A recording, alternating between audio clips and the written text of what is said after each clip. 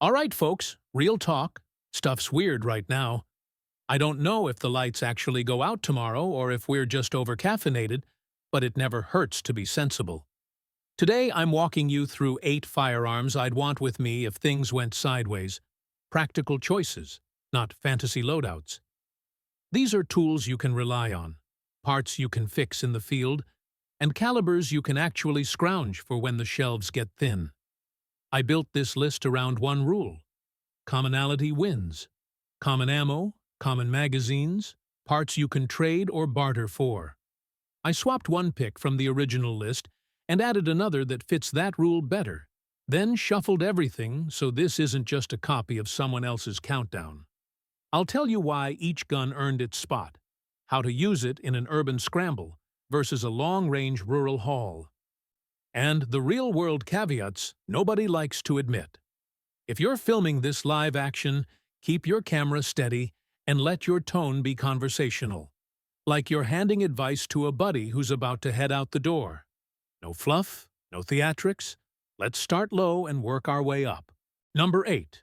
Ruger PC Carbine. Number 8. I put in the bag because it's one of the most practical, low-drama long guns you can own when commonality matters. The Ruger PC Carbine runs 9mm and accepts Glock pattern magazines. That right there is the headline. You're not chasing obscure mags or weird calibers. If the shelves thin out, 9mm is the ammo you'll actually find in a scavenged crate or trade pile. It's light to carry, easy to shoot, and bridgeable between pistol and rifle ergonomics. A 9mm carbine gives you better accuracy and faster follow-up shots than a handgun with almost zero learning curve for a novice. It's also forgiving on maintenance. Blowback or simple delayed systems mean fewer picky parts and fewer stoppages when you're dealing with dust, mud, or a lazy cleaning schedule. Keep a couple of spare Glock magazines in a sealed pouch, run ball and a defensive hollow point through your PCC during drills, and make sure your charging handle and bolt catch are intuitive under stress. If you're bugging out through town, sling it crossbody and treat it like a quiet workhorse.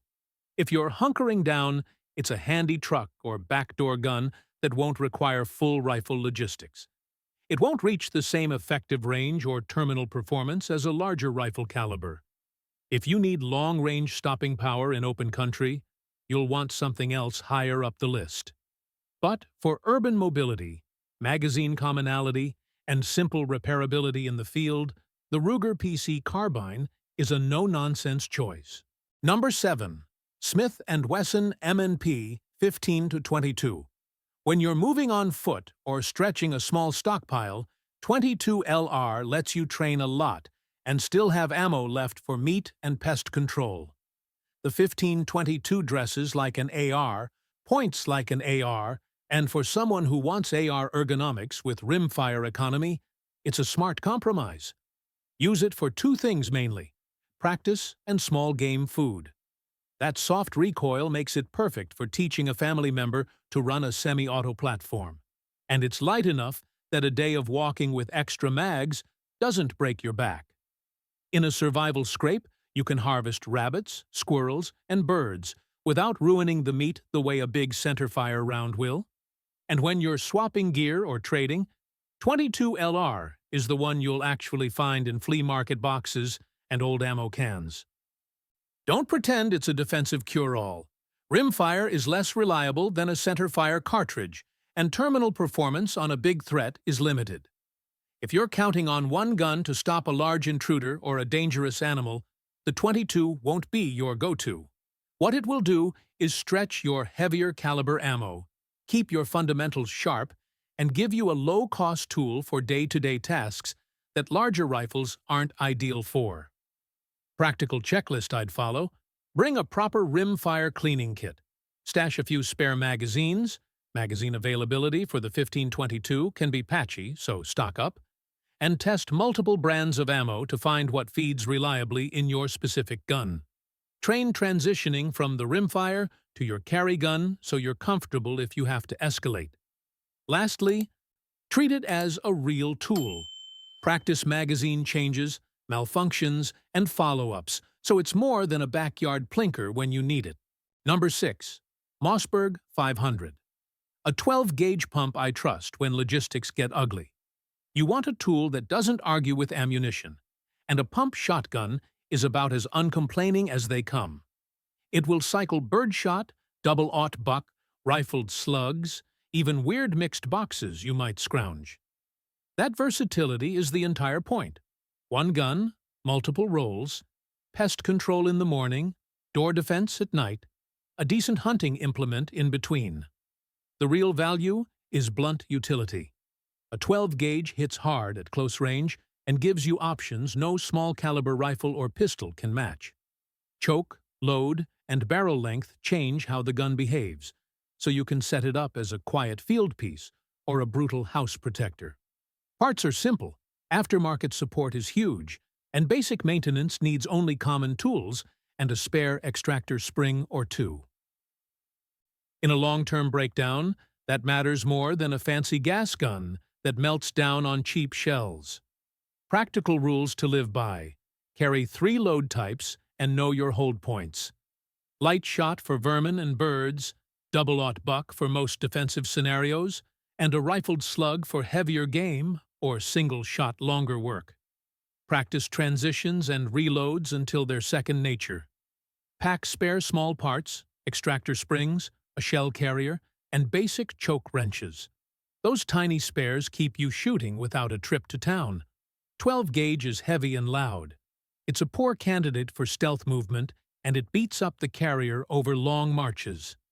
If mobility and noise discipline are your priorities, pair it with a lighter PCC or a compact rifle. But for homestead defense, vehicle armament, or a one-gun-fits-many role, the Mossberg 500 is the pragmatic choice. Number 5. Sig P365. The little gun you reach for when concealment and commonality matter more than theater. The Sig P365 gives you 9mm performance in a frame you can hide under a jacket or stash in a pack without announcing yourself. That size-to-capacity balance is what makes it useful. It's small, it carries meaningful rounds, and 9mm is the ammo you'll actually find when you need to forage or trade. The P365 is predictable and straightforward to train with. It shoots like a defensive pistol, not a toy, and it accepts magazines that are plentiful. In a long-term disruption, you care about how many rounds you can carry per pound, how easy spare mags are to come by, and whether a non-expert can use it under stress. The P365 checks those boxes. Primary deep concealed carry or secondary in a bug-out bag. It's ideal for urban movement where you don't want to advertise your loadout. Train the draw, train reloads, and be honest about your grip and follow-ups. Micro pistols are unforgiving if you try sloppy technique. 2 mags on your body plus 1 in the gun is my baseline for carry rotations. Keep spare magazines and at least 1 magazine loader. Small pistols are sensitive to limp wristing and grip changes, so train with the exact holster and belt setup you'll actually carry. Test a few defensive loads to know what feeds cleanly and what causes stovepipes. Not all ammo behaves the same in microframes. Shorter sight radius and snappier recoil than a duty-size gun, and follow-up shots take practice. If you want softer recoil or easier hit calling at distance, pair the P365 with a PCC or a compact full-size pistol in your kit. But for concealment, reliability, and true field-usable commonality, it's a top pick. Number 4. Tikka T3X, the long gun you pull out when distance and precision matter. The Tikka T3X is a bolt-action workhorse, smooth action, predictable trigger, and accuracy that actually translates to real-world shots. If you're hunting big game or needing to hold a defensive overwatch on open ground, a rifle like this pays dividends that a pistol or PCC simply can't match. Long-range capability changes the problem set. If you can engage a threat before it gets to your property line, you've changed the dynamics entirely. The Tikka is light enough to carry across country, accurate enough to make ethical game shots, and simple enough to maintain with basic tools. In 308, it gives you heavier terminal performance. In 556, you get more commonality with AR-type stocks and mags in play, if that's your logistics plan. Keep a modest optic, a 3-9 or a 1-6 depending on your expected engagement distances, and a spare firing pin and scope mounts in your parts kit. Headspace and basic head stamp checks are things you can learn before you need them. Don't be the person surprised by a bad crate of surplus. Practice deliberate, supported shots at varying ranges so you know your effective envelope for the gun and load you're carrying. Bolt guns are slower to follow up than semi-autos and require more training for rapid defensive work. Also, heavier calibers mean you carry fewer rounds per pound. But for patrolling property, taking game, and delivering decisive, accurate fire at distance, a Tikka T3X sits right where it needs to be on this list. Number 3. Glock 19. The workhorse most people already know. The Glock 19. It's the compromise that keeps showing up in real-world problems, small enough to carry comfortably, big enough to fight with, and fed by the most common defensive cartridge in the world, 9mm. That combo of size, durability, and parts availability is why it's still a top pick for survival kits. The Glock platform is stupidly simple to maintain. Fewer parts, predictable controls, and a track record of running when other pistols choke make it a great baseline tool. 15-round magazines are common, magazines are cheap, and aftermarket support means you can source springs, barrels, sights, and mags in a lot of places. Critical if you're trading or scavenging. How I use it in a SHTF mindset. This is my go-to everyday pistol or the backup on the bed. Train with the exact configuration you'll carry: holster, sights, and magazine setup. Because muscle memory beats improvisation when things get loud. Run a mix of defensive hollow points and full metal jacket practice through the gun so you know what feeds cleanly. Carry at least 2 spare magazines on the belt. Rotate them so springs don't sit compressed for years. A spare firing pin spring, a couple of recoil springs, and an extra extractor are tiny, cheap parts that pay huge dividends. Clean it often enough to avoid grit buildup, but don't be afraid to get the slide sandy in a hurry. Glocks tolerate a lot of neglect compared to precision pistols. If you find a parts kit at a swap meet, buy it. It's not the softest shooting pistol, and it's not a precision target gun, but it's not supposed to be. If you want softer recoil or a longer sight radius, pair it with a full-size pistol or a compact carbine. Also, if you rely on a specific optic or red dot, stock a set of and plate and screws. Optics fail, and you'll want the iron sight baseline. The Glock 19 is a practical, maintainable, and widely supported choice that covers the bulk of handgun rolls you'll face during a long-term disruption. Number 2. Marlin 336. A plain, honest lever gun that's been doing real work for over a century. If your plan includes woods, brush, and long days on foot where simple reliability matters, a lever action in 30-30 gives you a lot. Quick follow-ups, a useful hunting cartridge, and hardware you can fix with basic hand tools. Lever guns are mechanically simple, durable, and fast to operate at short to moderate ranges. 30-30 isn't a magnum, but it's the kind of round that brings down deer inside reasonable distances without you carrying half a case of heavy rifle rounds. The Marlin's tubular magazine and straightforward action mean fewer fragile springs and gizmos to fail when you're away from parts stores. Patrol your property, run moderate-distance game missions, or keep as a truly field-repairable workhorse. Learn to reload with speed. Swapping rounds into a tube is different from swapping a box mag, and it pays to be smooth.